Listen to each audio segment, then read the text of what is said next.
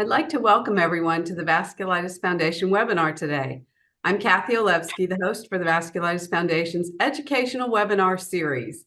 And I'm also a patient living with MPA vasculitis. Today, we're going to talk about vitamin D and any effects it might have on our vasculitis patients. These webinars are part of the Vasculitis Foundation's commitment to patient education, and we would like to thank our sponsors, AstraZeneca, Amgen, and Novartis, for supporting these webinars. And we are grateful today to have with us Dr. Christian Panyu and Eva Basti.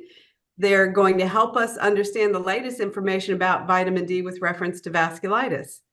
And before we get started, I'd love to introduce our two guests. Dr. Christian Panyu is trained in internal medicine and clinical immunology. He was trained in Paris, France, where he created the French Vasculitis Study Group, FVSG, and he served as vice president of this research group. And then in 2010, he moved to Canada and was appointed to the Division of Rheumatology at Mount Sinai Hospital. He joined the steering committee of the North American Vasculitis Clinical Research Consortium and founded CanVasc, the Canadian Network for Research in Vasculitis.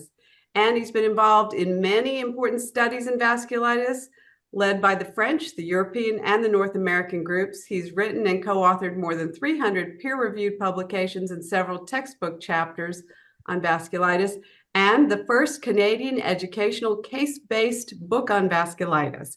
So welcome, Dr. Panyu. We're so happy you could join us today. Thank you, Kathy. Hi, everyone. And I also want to introduce Eva Basti. She is a fourth-year undergraduate medical sciences student at Western University in London, Ontario. She's completing an honors specialization in physiology and pharmacology, and she's worked under the guidance of Dr. Panyu on an exploratory clinical trial for 3 years. Eva presented the outcomes of the study at the CRA in Quebec and at the International Vasculitis Workshop in Barcelona in early 2024. So welcome to you also, Eva.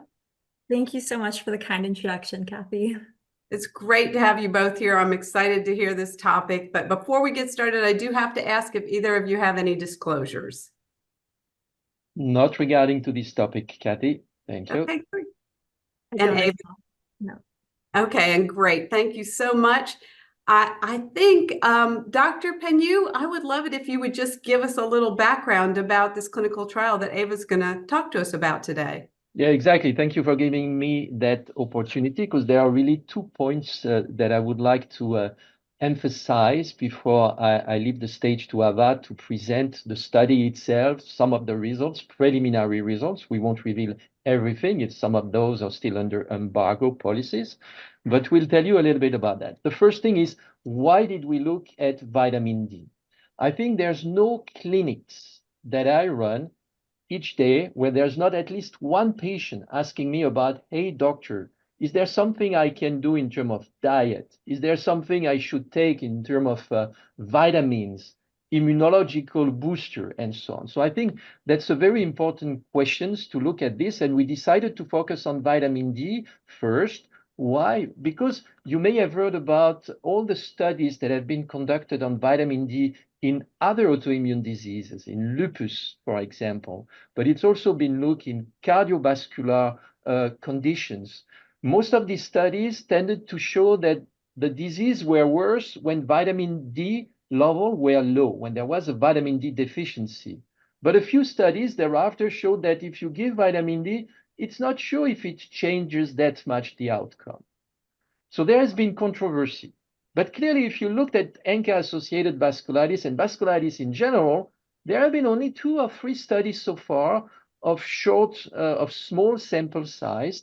And so that's why we decided to look at vitamin D. So first, there was a study from the VCRC. When I moved to Canada, I collaborated with Peter Merkel and one of my previous fellow, Dr. Irena Dubelt, who's now a community rheumatologist in Toronto. And we looked at vitamin D in the patients from the VCRC, the Vasculitis Clinical Research Consortium. Many patients are part of that. We used in the serum, and we studied vitamin D.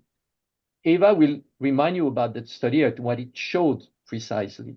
But from then on, we said, maybe we should do even more. And so that's why we started initially with Irena this additional interventional study. This time it was not only to look at the vitamin D level, but also to say, maybe if we give vitamin D, we can improve something for our patients. And we focused first on ANCA-Associated Vasculitis, but tomorrow we can do more with Takayasu, GCA, and many things. A lot of our patients take vitamin D, of course, for prevention of osteoporosis. But when you ask the patient, do you take your vitamin D? Well, not everybody is that compliant and remember to take the vitamin D every day. So that's important to look at that. Is it useful for different things, including for the control of the vasculitis activity? So that's the first thing. Why did we look at vitamin D? Because a lot of question about that, simple treatment and nothing that much on vasculitis so far, whereas there have been way more in other conditions. So we said we need to look at that in vasculitis. And the second point that I want to emphasize, you mentioned that, Kathy, is the profile of Ava or Ava. So Ava joined me in the group here, so around 3 years ago, and that's a very exceptional profile. Look at all the students, the fellows who you have interviewed so far with the Vasculitis Foundation for their research. Do you ever had a researcher who's that young, who's contacted me as a student for bachelor degree, not yet a medical student? Eva will move on to medical studies soon, medical school very soon, next year. And then I hope she will become a resident and continue to work on vasculitis. But it's so great to see young generation that starts so early to work on vasculitis. And she did a tremendous work. She took over all the study that was initiated with my previous fellow, Dr. Dubelt, and she entered all the data, did all the analysis. We collaborated with some other colleagues, including in Ireland on vitamin D, because there's a world of research around vitamin D, and she led that perfectly well. She presented the abstract, she's writing the article, and so I hope that's the first time you see Eva, and she will have an extremely long career in vasculitis. I hope so, but at least in the medical field. So that's something that I also wanted to emphasize, because it's a lot of pressure. It was initially a lot of pressure for Eva to present all these things with these old doctors and saying, I'm a bachelor candidate. I'm not yet a medical doctor, but she did very well and she keeps doing great, as you will hear now. Well, I really appreciate you giving us that backstory. I can tell you that I hope that Ava stays in the vasculitis field and that you are one of the researchers and doctors that make my disease have a cure one day. So I appreciate your efforts towards this. I really do. And having said all that, and with that great introduction, would you please share your screen and present to us about vitamin D? Thank you so much. Okay.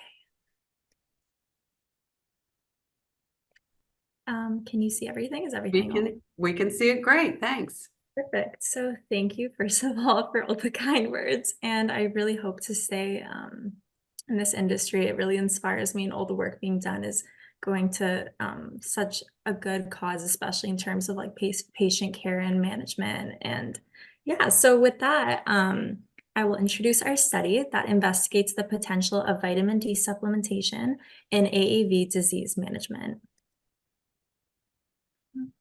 Okay, so let's start with introducing our supplement. What is vitamin D? Vitamin D is needed to build and maintain healthy bones by helping the intestines absorb calcium and phosphorus, vital minerals for bone health and metabolic processes. So vitamin D regulates cellular functions with anti-inflammatory, antioxidant, and neuroprotective properties to support immune health, muscle function, and brain cell activity. It's important to know that vitamin D is not naturally found in many foods, so supplementation is recommended to achieve sufficient vitamin D levels. Although it should be mentioned that vitamin D is made by the body when direct sunlight converts a chemical in your skin to the active form of the vitamin. All right, so looking at the implications of vitamin D deficiency, let's start with bone health, as Dr. Pinu mentioned. A deficiency in vitamin D can lead to thin, brittle, and misshapen bones. In children, this is particularly concerning as it can result in rickets, a disease that affects bone development. Beyond bones, vitamin D deficiency is linked to muscle pain and weakness, which can impair daily activities and overall quality of life. In terms of immune function, our immune system's efficacy can be compromised with low levels of vitamin D, increasing vulnerability to infections and diseases. In addition, individuals with insufficient vitamin D often experience fatigue and a lack of energy, which isn't just about feeling tired. It affects your ability to perform in your daily functions. Interestingly, there's also a notable link between low vitamin D levels and mood changes, including symptoms of depression. Lastly, vitamin D deficiency has been associated with an increased level of several chronic conditions, including cardiovascular diseases, multiple sclerosis, rheumatoid arthritis, and diabetes. However, it's critical to understand that association does not imply causation. Just because vitamin D deficiency is linked to these conditions, it does not mean it causes them directly, nor does it mean that supplementation alone can prevent or treat these diseases. These relationships are complex and multifaceted, requiring a holistic approach to diagnosis and treatment. So achieving optimal levels of vitamin D can be a challenge due to the dietary limitations I mentioned and various lifestyle factors. In terms of dietary intake, just to emphasize, as I previously mentioned, it's important to note that our regular diet often does not provide enough vitamin D. While foods such as fatty fish, egg yolks, and fortified products do contain vitamin D, the quantities are typically insufficient to meet daily requirements on their own. So sunlight is a primary natural source of vitamin D as our skin synthesizes it upon exposure to UV rays. However, for those living in northern climates such as ourselves, or for individuals who spend the majority of their day indoors, which is also most people, adequate exposure to sunlight is rare, which significantly reduces their natural vitamin D synthesis. So various factors can affect the body's ability to absorb and synthesize vitamin D effectively, and high-risk groups include individuals who are obese, elderly, those with darker skin pigmentation, and anyone with health conditions that limit fat absorption, such as certain gastrointestinal disorders like Crohn's disease, celiac disease, cystic fibrosis, liver disease, and so forth. So given these challenges, supplementation becomes a crucial consideration. The Mayo Clinic recommends a daily intake of between 1,000 to 2,000 international units of vitamin D daily. But of course, it's important to discuss with your healthcare provider to determine the appropriate dosage tailored to your specific health needs and circumstances. So with our research focus today, it's important to promote the need to study promising benefits of supplementing vitamin D. So we should definitely highlight both well-established benefits and areas where research is still evolving. Adequate vitamin D supplementation is crucial for bone health, and this association has been established. It helps maintain bone density and significantly lowers the risk of osteoporosis, as Dr. Pinu mentioned, a condition which is characterized by bone thinning, and it's common in the elderly. On the other hand, the potential benefits of vitamin D is under extensive and ongoing research for the following: specific cancers to determine potentially reducing the risk of several types of cancers, such as breast, colorectal, lung, pancreatic, and prostate cancer, cardiovascular disease and managing hypertension, bone fractures, strokes, myocardial infarction, angina, and hypercholesterolemia. Depression, with growing interest as a possible treatment for depressive symptoms, particularly in individuals who are not on antidepressants already. Multiple sclerosis, with speculations especially considering the geographic variations in disease incidence. Studies suggest that higher vitamin D levels might be linked to a lower risk of multiple sclerosis, indicating a possible preventative role. In addition to this, we have type 2 diabetes, focusing on whether vitamin D can help maintain glucose homeostasis and slow the progression from prediabetes to full-blown diabetes. And lastly, we have weight loss, with most studies concluding that vitamin D supplementation, of course without caloric restriction, does not offer a significant advantage over placebo in affecting weight loss, although this is still being studied, as with the other examples I've listed. So this is the controversy that Dr. Pinu was talking about. Vitamin D's role has a complex connection in that vitamin D serum levels are often found to be low in various disease states, which indicates a possible link between vitamin D deficiency and the occurrence of certain health conditions. But studies investigating the effects of vitamin D supplementation in these conditions have shown mixed results. While some studies suggest benefits, others do not show significant improvements in disease outcomes. So it is important to consider the bidirectional nature of these relationships. Not only can disease states lead to the reduction of vitamin D levels, but low vitamin D may trigger or even contribute to the progression of certain diseases.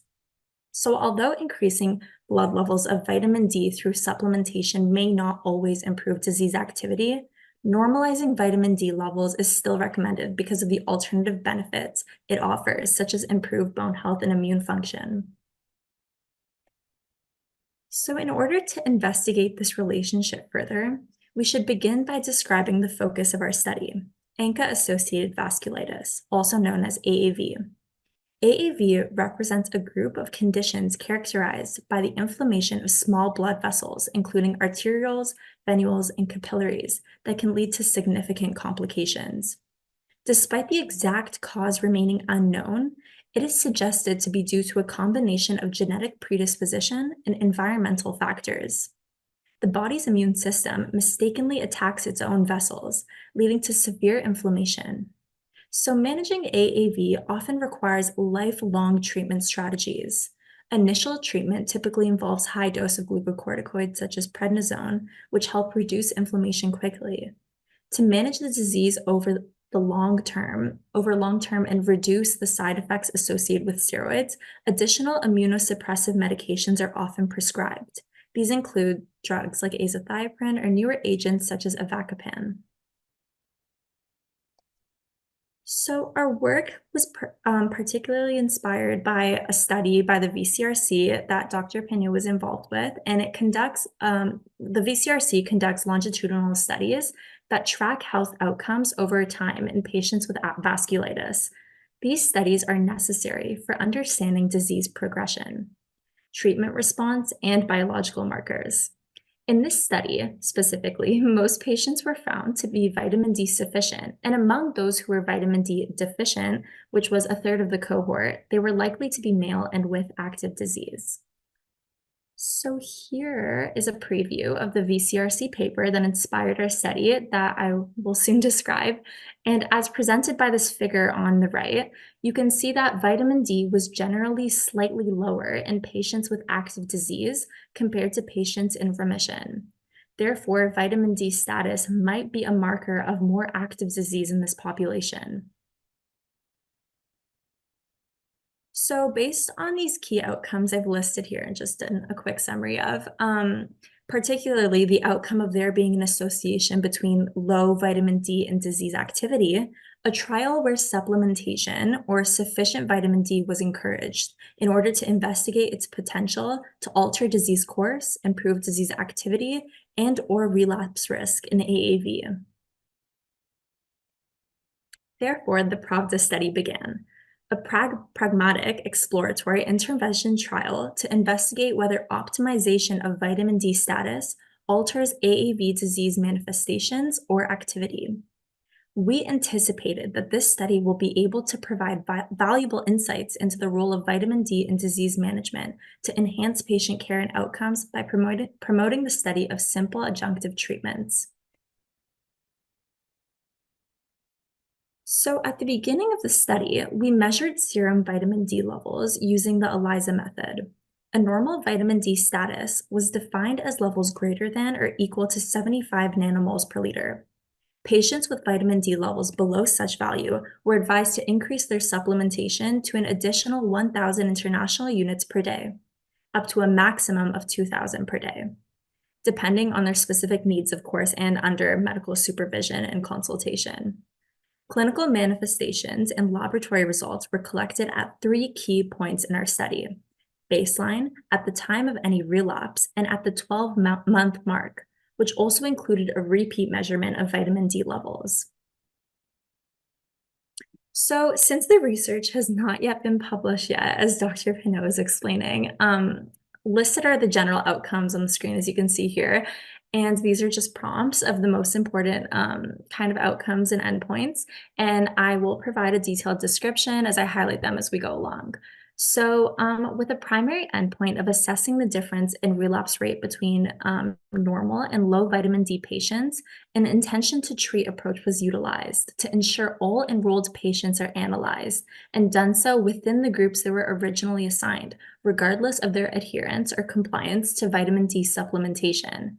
This analysis actually concluded no difference in relapse between study groups of low vitamin D status compared to normal vitamin D status. So another point was comparing our results to the VCRC, and our cohort was actually consistent in presenting about a third of the patients to be deficient in vitamin D, but we did not observe deficient vitamin D patients to be associated with males like the VCRC did. In terms of secondary outcomes, which is where it gets pretty interesting, so due to the exploratory nature of the study, the participants were divided into two groups for analysis. Those intended to treat, which was the trial analysis group, and a subset who were compliant, which was the real-world analysis group, consisting of compliant patients who presented normal vitamin D levels. This provided a more reliable but smaller data set for assessing the impact of vitamin D supplementation on disease management. Also, the probability, for disease management. Also, the probability of remission. So one of the outcomes we found was the probability of remission decreased more rapidly for patients low in vitamin D at baseline within the first third of the study period. Our very promising outcome was that while our study showed that initial vitamin D levels do not predict relapse and the overall results didn't support our initial baseline level tailored strategy, patients whose vitamin D levels improved from low to normal experienced no relapses. This observation, although based on smaller, less powerful analysis, suggests that actively correcting a vitamin D deficiency rather than merely maintaining a sufficient level might be a key in reducing relapse. This points to a potential therapeutic benefit of vitamin D supplementation, especially for patients who start with low levels. So just to add some extra detail about the cohort in terms of those enrolled, we included 103 patients who consented from the vasculitis clinic at Mount Sinai Hospital in Toronto, Ontario. And this all took place within a 12-month enrollment period between January to December 2021, and then 12 months following their initial measurements. So it's also worth mentioning that there's no correlation observed between vitamin D status at baseline and/or month 12 and selected organ-specific manifestations, laboratory results, and other prescribed medications. The only significance present was that deficient patients were younger at enrollment. And here is a quick table that we've created to represent this. All right, so in summary, future research should focus on the duration and adequacy of vitamin D supplementation, particularly in patients starting with low levels, to fully comprehend its impact on relapse rate and overall disease management in AAV. As we explore the impact of vitamin D on health, whether you have vasculitis or not, it's important to recognize the potential of even the simplest treatments when viewed through the lens of personalized medicine. Emerging research is uncovering that the benefits of vitamin D can be quite promising to certain groups, revealing its targeted role in our health.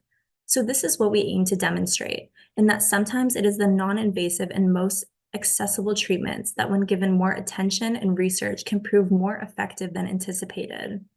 And here on the left is a photo of me in Barcelona in April. And as you can see, I'm sporting a huge smile, as this experience was also exciting for me. And most importantly, I'm the most grateful to have taken part in something that is really working towards doing good in the realm of patient care. So that's all for my presentation.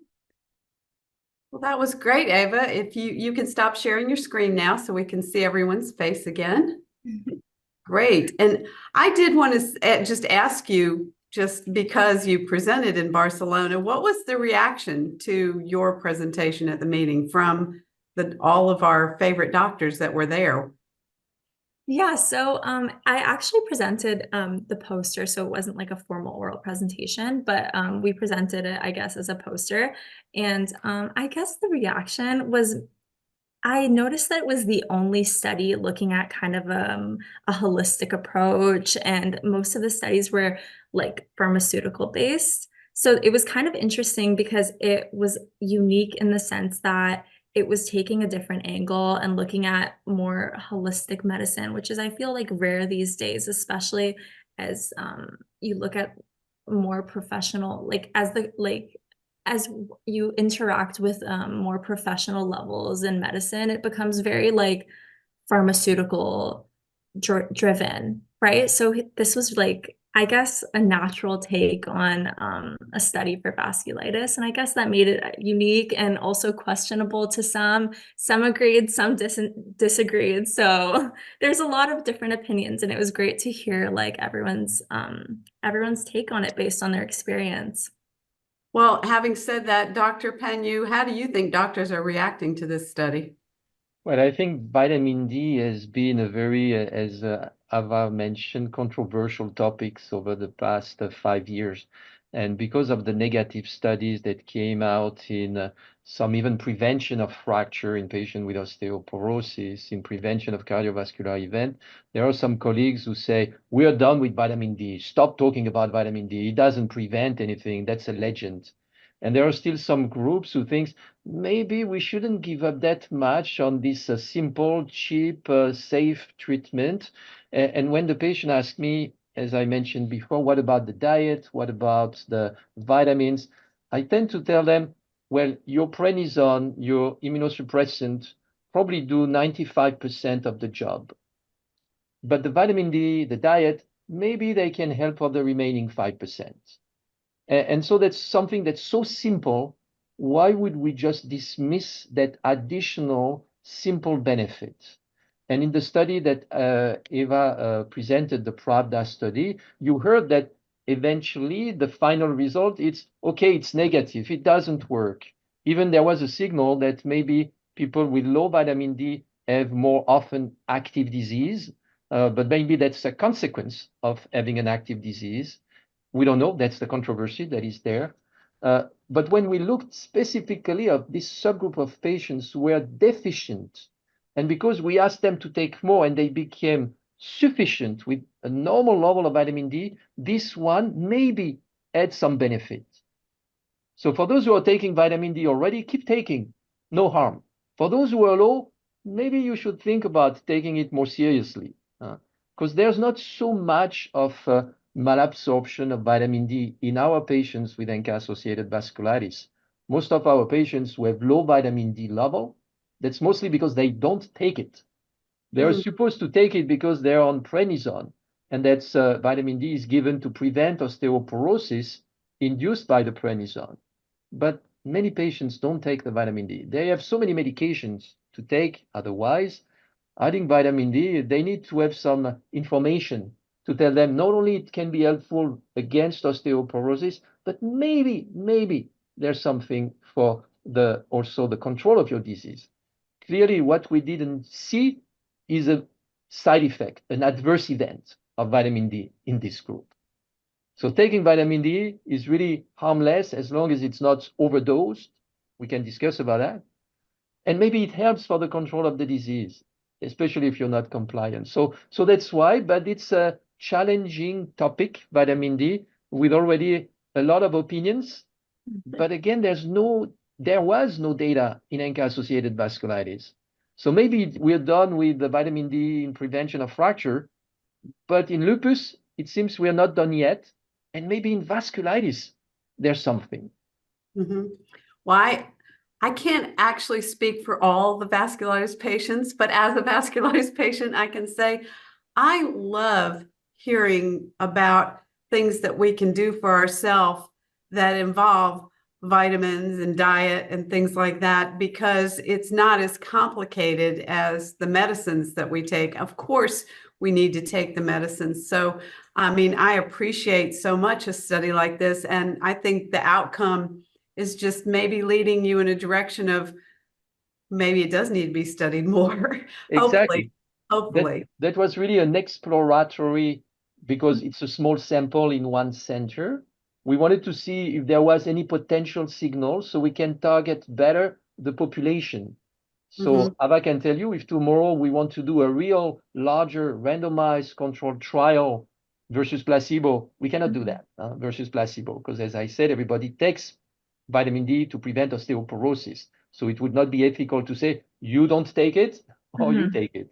It's just adjusting the dose so you have a normal vitamin D level. So what presented Eva would suggest, if we do a randomized controlled trial, we should focus on those who are deficient. If you are deficient, take it.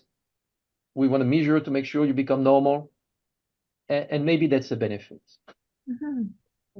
Right. Ava, did you want to add anything to that? That sounded like exactly the answer that I needed to hear. No, exactly, definitely. I mean, like with research, I guess, like you find something that you weren't expecting in these subgroups, and that's exactly what happened here. We found this subgroup of people who were low, and they were able to normalize their levels, and we saw that it wasn't like 1% relapse, 2% relapse. It was zero. None of them relapsed. So this is like, although it's a small group, like Dr. Pino had mentioned, this is like something that's promising. You know, we're not forcing some like something to say about this study. Like there's none compared to, I think it was about 9% or 8%. It was like a higher percentage of people who had maintained sufficient levels and experienced relapse. So this is something that can really be taken and done something larger and more, you know, more, sorry, I don't know the word, like something larger and more reliable to pull some more subgroups out of this potentially, or see that this is a pattern that keeps repeating itself, right? Right. Yeah. Well, as I said, I'm very appreciative of your work. So, and I have had my own issues with vitamin D, and it's interesting to hear this because of that. And I have a question about vitamin D because of all of this. Has in my lifetime been a lot of discussions about how much vitamin D people are supposed to take. I mean, there were things probably, I would say 5 or 6 years ago, where people were talking like 10,000 and some very, very high numbers. I'm really happy with the lower numbers. So I just, is that something that we need more studies on, Dr. Pena, do you think? I think what is important is to measure your vitamin D level. Yeah. Because we have some patients who take 2,000 and they are low. So maybe there's some malabsorption, maybe they don't take it. So rather than giving you which dose should you take exactly, I think we should measure that. If you take 1,000 and you're normal, and your level is normal because you live in Florida, you drink cod oil, a spoon every day, you probably don't need more vitamin D as tablets. So, and then you can adjust. Exceptionally, some patients really need 5,000 units per day, or 10,000 per week, or 50,000 per week. There are so many different regimens on how to take vitamin D, in fact, that I think there's no specific dose. Ava mentioned Mayo Clinic said 1,000 to 2,000 per day. That's usually what I tell my patients. But I think importantly for our study was, are you low or are you within the normal bracket? And if you're low, whatever you take is not enough. Well, it makes a lot of sense to track it and instead of just taking whatever dose there is, get a recommended dose and track it and see. I was low. I was taking 1,000 a day, and I am normal. So I was just interested to hear that in your presentation. So now some questions that have come from patients, and I would love it if you could help us with this, either one of you. The first one is, should I be taking vitamin D if I have active EGPA? And does vitamin D have any conflicts with Rituxan? That's a very popular question. Nobody wants to answer. Eva, you want to start? In terms of like my knowledge, Well, you have a lot of knowledge now on EGPA. Patients were part of the study, and there were EGPA, NPA, and EGPA. There is no way we can do a subset analysis. It's very small sample. Exactly. But it was there. So I think for EGPA, same thing as for NPA or GPA. But what we looked more in terms of relapses here were the strong relapses, not the control of asthma or ENT manifestations. That is a problem with EGPA.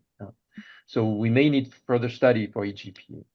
And there's absolutely no interaction and contraindication between vitamin D and rituximab or with any other medication. I think that's Again, probably the more important question there. So I appreciate you answering that. Mhm. the only problem I would say is if you really take too much of vitamin D, 50,000 of vitamin D on a single daily basis, you may increase your calcium level one day and may develop some hypercalcemia or kidney stones or calcification of the soft tissue. So when I say it's totally harmless medication, that's true unless you really take the whole bottle every day. So there's a limit, and that's a large spectrum, but it has to be kept in mind still. But no interaction with medications. Okay, great. Thank you. Is there a genetic link to low vitamin D in some people? It seems, this person says, it seems I always have low vitamin D level unless I take it consistently in high doses of vitamin D. Ava, do you have a thought on that? Or do you want to give that one to Dr. Penyu? I can try to answer it to the best of my abilities. So, in terms of genetics, it definitely can influence your vitamin D absorption and how it's synthesized and metabolized in your body, from what I understand. And if you are taking an adequate and professionally recommended dosage, and your vitamin D levels are unable to normalize, like Dr. Pino said, I think that you either need to increase it or there's some underlying cause, like maybe gastrointestinal diseases or kidney diseases or chronic liver diseases or something that's preventing you from being able to normalize your levels if you're taking a higher dose consistently and what's recommended and it's not working, and you're increasing it and it's not working. So there's clearly something underlying that has to be more deeply rooted than just increasing your vitamin D dosage, is what I think. Okay, great. Thank you. And how did the idea to explore, I know that you said, Dr. Penyu, that there was a previous study that was done by, I think it was Canvas, but this patient was asking, how did the idea to explore the benefits of vitamin D for AAV patients even originate? Is it just, I guess maybe just reiterate what you were saying about it's been studied in other, Eva, you might want to talk about that too. It's been studied in other diseases, and maybe we hope it'll do something for us. Well, I think Ava can respond because she had to read all these other studies. So she knows very well all the studies on vitamin D in vasculitis. And it's true that so far that's limited to 2 or 3 studies only, Ava. Yeah, definitely. So the studies right now, there's we found some like interesting studies in Turkey that reported lower vitamin D status in patients with GPA and few with MPA compared to healthy controls. And we also saw that there was some there was a former study from Ireland that found like a similar inverse relationship between AAV and vitamin D. So we're seeing as time goes by, there's an increased interest in looking at vitamin D and vasculitis. And there was also some, like I remember when we first began, like about 2 years ago, there was this study about Behçet's disease. And that was very interesting, as they found a very like clear correlation between vitamin D and increased disease activity. So there's a lot of things coming out in emerging research. So I guess that it's gaining a lot of attention, but yeah, that's sort of in vasculitis, there were only these studies, and these studies suggested that yes, vitamin D was low in patients with active disease, and so there might have been a signal. There was not yet any negative study published showing, oh, there's nothing, there's no signal. So it's difficult to publish negative study. As you know, if I want to publish a cohort of 200 patients where there's no signal of anything, no journal will want to publish that. You have to show some signal of something. So maybe because it was only not published, but there were only a few studies. And the very first studies, I would say, was something from Northern Europe, where they didn't look at vitamin D, but they look at sun exposure, because Ava mentioned that the vitamin D is produced with sun exposure.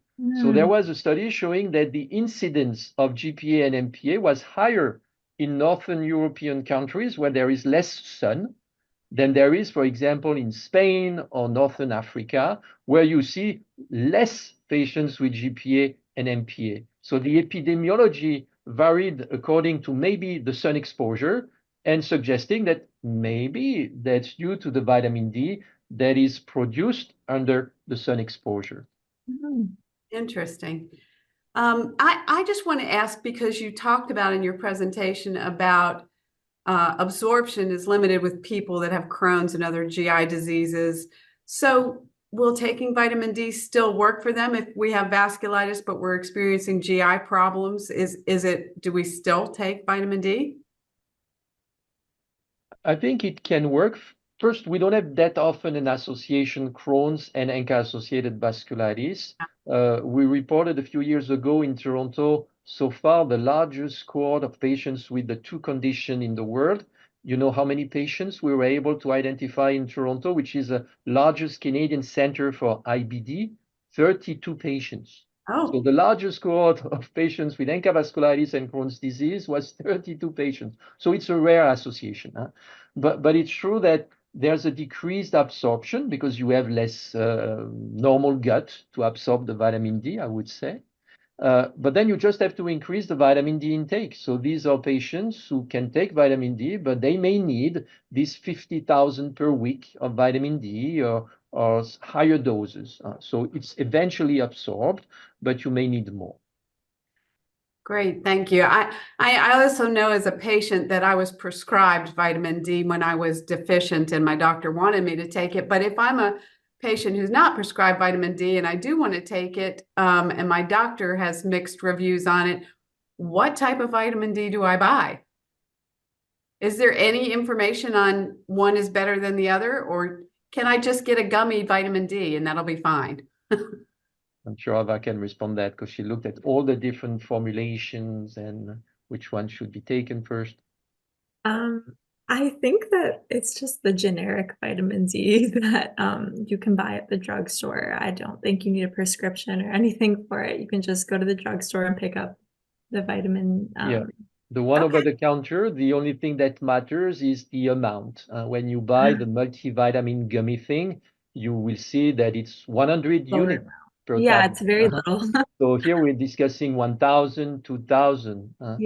So it's a different thing. So, but the vitamin D over the counter, vitamin D3 over the counter is cheap and it's easy to get. And it's, again, not dangerous. Better you discuss that with your doctor because, again, there are few conditions where the calcium is high, hyperparathyroidism, sarcoidosis, where playing with calcium and vitamin D might be a little bit tricky, but it's rarely in patients with ANCA-associated vasculitis. So ask your doctor, and then you can do it. We discussed vitamin D, but as you know, there are plenty other vitamins. So my patients, as you said, Kathy, they may want to take the gummy things with all the vitamins and so on. It's just a question thereafter of how much vitamin D is in the gummy, and do you have that amount that we need? That's the same thing, for example, for diet with curcuma. Totally different topic. But I have a few patients who ask me, should I take curcuma? Because there have been studies showing that it has anti-inflammatory property. And I know that you invited a dietitian not so long ago to discuss about diet, about supplementation, and she mentioned some of these components. So curcuma, it's true, has some anti-inflammatory medication, but you need to take the whole bottle per day. So you will become orange before it has the anti-inflammatory action. Well, one of the questions that came in a little bit off of what we're talking about, but there was a question about aren't there some studies looking at taking vitamin D to offset effects of COVID? I don't know if that's something you can comment on or not. Well, these were mostly negative studies, didn't show much. Again, one of the problem of all the studies on vitamin D, most of the studies, was that they wanted to treat everyone. And when you treat everyone, you dilute the potential, I think, efficacy of vitamin D. Because people who have normal vitamin D, they won't benefit of the vitamin D supplementation. Those ones who are low may benefit of something. So if you study the whole population, you will just drown the message. It will be hidden in the signal, in the background noise. You need to focus on the ones who have low vitamin D at baseline and try to improve these patients to see if this one can benefit of something. So I'm not saying it has an efficacy for COVID or other things, but all these studies were negative, but maybe there are some methodological issues that kind of hid the potential benefit of vitamin D. But don't take me wrong. I'm not saying vitamin D is the magical drug. If it does something, as I said at some point, maybe it's this additional 5%. Yeah. It's not as strong as rituximab or steroids. Don't stop your other medications to say, oh, Dr. Pagnou said vitamin D works. That's the only thing I will take from now on. No. That's not the message. It's this additional push to stay healthy as possible. And you've been very clear about that, and I appreciate you reiterating that. And speaking of reiterating, I really would like it if you would reiterate what your hope is from this study, what it can do for patients. I understand that in your study, 103 patients did not relapse. Is that where we're moving with this? Is that what you hope? And is that where we go forward from this and more studies? Is that the hope? That's the hope. Abba, yeah. Yeah, sorry. So just to be clear, 103 patients, there were some relapses, but among those who increased from low levels to a normal level of vitamin D after supplementation, among that group, there was no relapse. So there actually was relapses, but it was among the groups of patients who maintained either low levels, which signified that they were non-compliant to supplementation, or among those who maintained sufficient levels. But just to answer a little bit before Dr. Pagnou does, I think that our hopes is to just keep promoting these simple methods that can really advance patient care in a simple way that may reach beyond North American healthcare and European healthcare, and potentially reach places where they might not have access to these type of simple remedies that can really advance health and managing disease in such a obviously minor way, but in a way that makes a difference. That's what all this is what new research is all about, these small differences that can, in the greater picture, make a bigger difference, and can lead to looking at these different subgroups and finding these patterns that might work for certain people and might not work for other people. And it's just about personalizing things. I think that it's the most important part, is personalizing things and looking at this holistic approach to healthcare and improving and promoting the research done on this holistic healthcare that can just make that extra smaller difference. And it's simple and it's easy and it's accessible. So you never know, maybe certain places that are underdeveloped don't have access to these medications. And this is just a simple solution that can help them out a little, So. Very well said, Ava. Dr. Pagnou, do you want to comment any more on that? No, yes.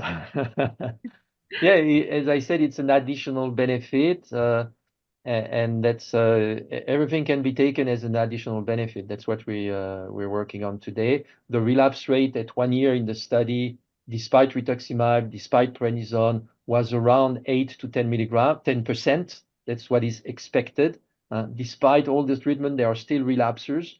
But if we can do a little bit with some safe medication, why not doing it, as long as it's safe? Understood.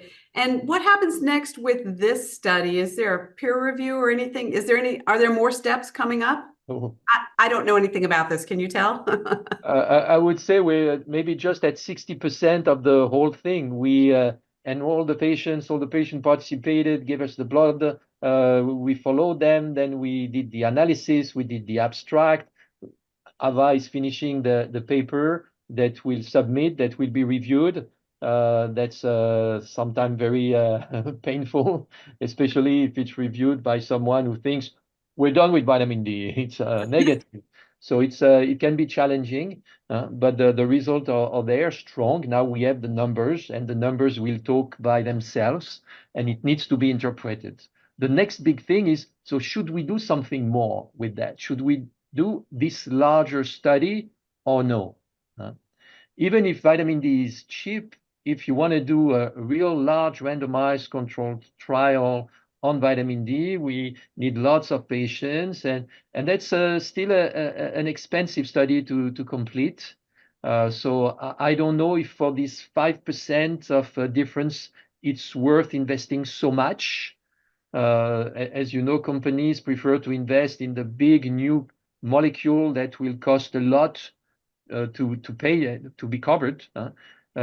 Companies that do vitamin D don't have a lot of interest in doing any study. Vitamin D is over the counter, and a lot of people take vitamin D.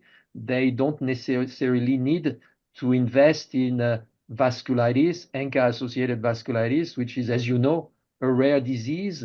They will not make much more profit if they focus on ANCA-Associated Vasculitis in the future. So we will see once the paper will be published, what will be, as you mentioned, Kathy, the reaction from the medical community. And if there's a lot of enthusiasm and push, maybe then we'll go into a larger randomized controlled trial study. And we set the stone into which population do we want to look at. And if I do a study tomorrow, I know which population I want to enroll. I don't want to enroll everybody. I want to study those who are low vitamin D. So I think beyond taking vitamin D, it also suggests that maybe it's good for the patients around to say, oh, I need to check my vitamin D. When was the last time my doctor checked my vitamin D? We don't want to check vitamin D on a monthly basis. No way. But vitamin D once a year, that's probably a good idea to check if you're still sufficient. Well, thank you for sharing that, especially because as a result of patients watching this webinar, they may run to their doctor and say, I need to check my vitamin D. It's good to know once a year is sufficient, everybody. Well, thank you so much, Ava, for sharing this presentation with us, and Dr. Panyu for helping us out to understand everything. We appreciate your time, and I just want to say we thank you both for coming. We thank the Vasculitis Foundation for being part of sharing these webinars and supporting us in that. And of course, our sponsors, Amgen, AstraZeneca, and Novartis. And thank you so much for your time today, both of you. Thank you for having us. Thank you for having us.